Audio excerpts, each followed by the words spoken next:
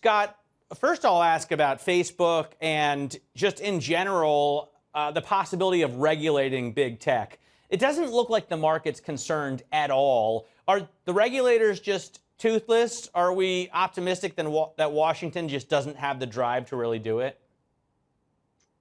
Well, thanks a lot for having me, Matt.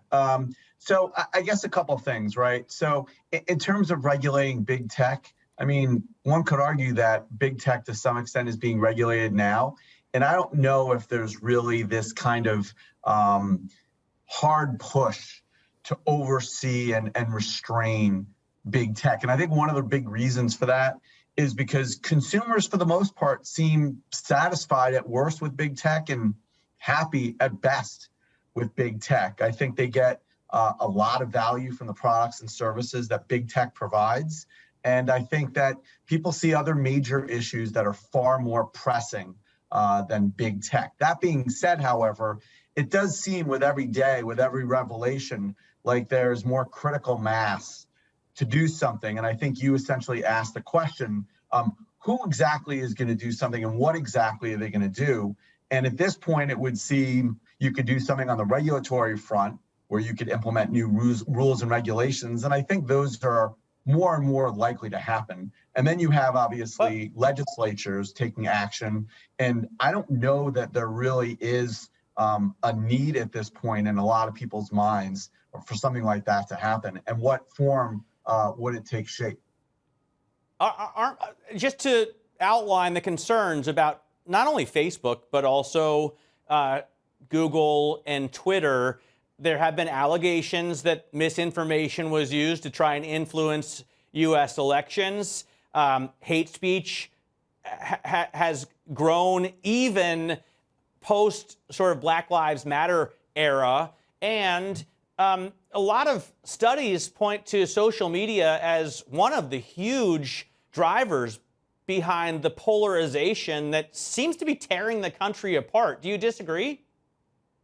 No, so let me just be clear here. So I don't disagree with that at all.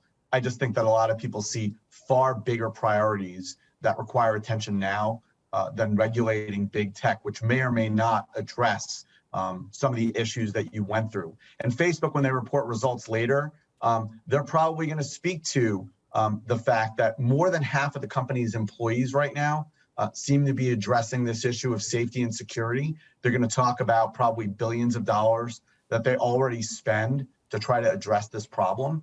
Clearly, they're not doing enough, it would seem, and they're not doing it well enough to address the very issues that you highlighted. But I think that's kind of the existential question, is exactly what should Facebook do? How much more money should they spend? And what other things should they be doing to ensure that there is a greater level of truth on the platform and less divisiveness? I think all of us would like to see that. I just don't know if there is really enough of an impetus for legislators, for example, to take action.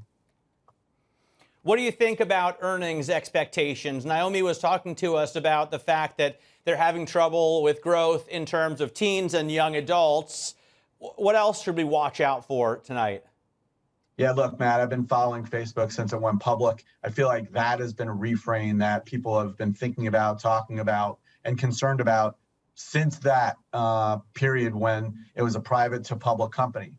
That being said, I think this is continuing to become an important issue, particularly as there are many alternatives. But I think what a lot of people forget is that Facebook isn't just about the Facebook platform. It's about Instagram. It's about WhatsApp. It's about Messenger. And look, I mean, we speak to experts day in and day out about these issues, these companies, and they regularly say that Instagram has become the social media buy, not Facebook, not TikTok, not Twitter. It's Instagram because of their combination of audience reach, as well as targeting, as well as value that they provide to advertisers. So that's really something to watch for, is how well Instagram is providing, how well are they offsetting some of the challenges in the core Facebook platform. That being said, I think it's all about growth because Facebook's going to talk up how much they're spending on a lot of the issues related to, number one, safety and security, number two, funding creators, and then number three, they're going to talk about this concept of the metaverse, which obviously requires a substantial amount of capital. We're looking at 40% growth expectations roughly, I think, for this quarter and for this year. What's interesting is last year they were at roughly 20%, and people are expecting them to be at 20% for next year. So is this kind of a post or intra-pandemic boom? Maybe, but I think you're going to see normalization in expectations for Facebook, and we'll see what the company says about costs, which tends to kind of indicate how people should be thinking about the name.